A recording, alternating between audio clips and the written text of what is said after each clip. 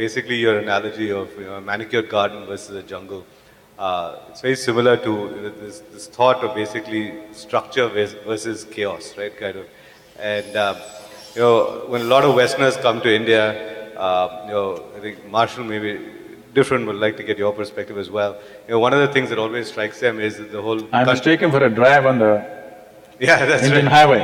On the highway, right? Things always seem a bit chaotic on the highway, right? Not just highway, but a lot of places in India. People said if you can drive in India, you can drive, drive anywhere. anywhere. You can drive anywhere, right? I don't drive here, by the way.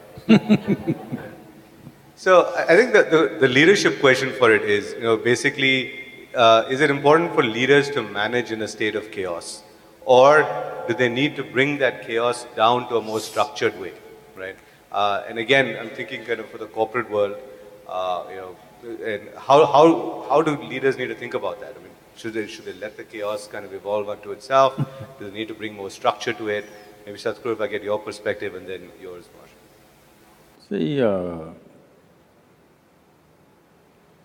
chaos is not a choice.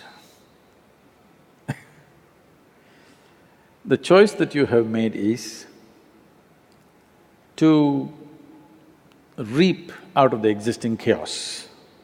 If you choose to make something chaotic, that'll be stupid, it'll go somewhere else.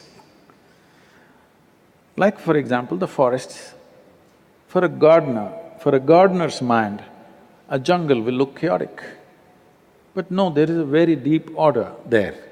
That is why a forest will live for millions of years and a garden will not last for a month without maintenance. So it is just that what people are thinking as chaos is because they have an external view of things. They don't have an internal, integrated view of that. If you understand the ecological ecosystem, today as we are slowly human beings are beginning to understand, we understand that is the greatest order, because that is the only thing which has lived for millions of years. So, when we say chaos, something looks chaotic not necessarily because it's chaotic, simply because you have a linear mind and something doesn't fit into your straight line, you think it's out of order. No, a snake will go like this. This does not mean its mobility is not good. Tell me, without using your limbs, just travel from here to here, let me see.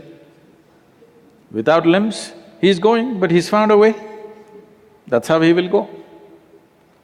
Maybe he will not race with Mr. Bolt, but that's how he goes and he's very effective and he finds his own way of life and he chooses his terrain accordingly and he manages. So this is about different types of lives, different types of people, different types of terrains, different types of activities. To reap the best out of it, you have to harness that rather than beating everybody into one type of system, because in that you may produce some level of efficiency, but you will destroy people, destroy situations. Essentially you will destroy the ecology of the world. I'm not talking about ecology as it is. Essentially you will destroy the existing ecology and try to create something new. See, now in this land to build anything, we've never bought a dozer and leveled any land.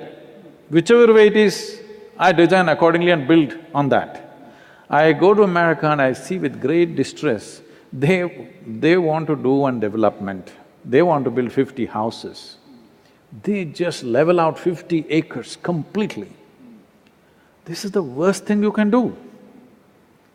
How much life you're disturbing, you have no sense about it, you think order means it must be like this. No, this is a different kind of order by itself. And if you do not allow that within the human mind, within the human consciousness and in the actions that we perform, then we become straight lines. Maybe somebody else appreciates us, but we are miserable doing what we are doing simply because we are straitjacketed all the time about how we should be and how we should do. Instead of harnessing everything to its best the way it is, you want to turn everything the way you think it should be. This is essentially because you think too much of yourself somewhere.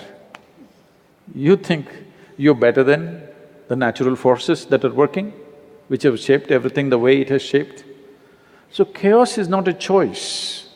There is always a certain order which is not logically correct. The order of the jungle is not logically correct, but it's the best order because it's lasted longer than anything else. Everybody's talking about building sustainable business. If you want a sustainable business, you must take to the order of the jungle. This does not mean when you say jungle, today in India we're using jungle Raj. Because people believe jungle means disorder. I am using the word jungle as a very superior order. It's a very highly sophisticated order where you don't see any straight lines, but still everything is in place.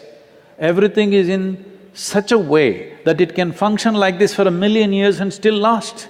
That is definitely a superior order, isn't it? Marshall, your thoughts on… I like that answer. I thought that was good. Okay.